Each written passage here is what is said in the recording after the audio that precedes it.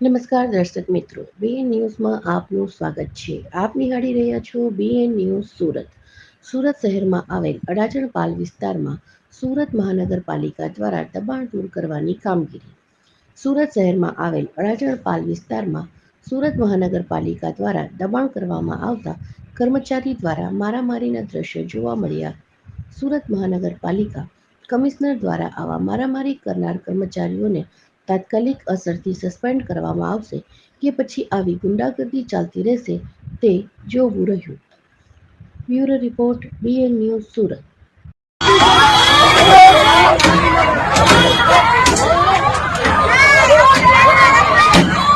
video ले लो साहब बच्चा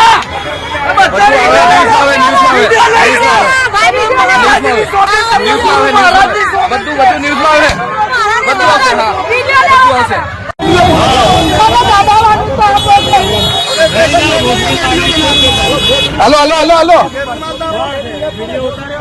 दबाओ दबाओ दबाओ वो आने दवा खाने ले जाओ ने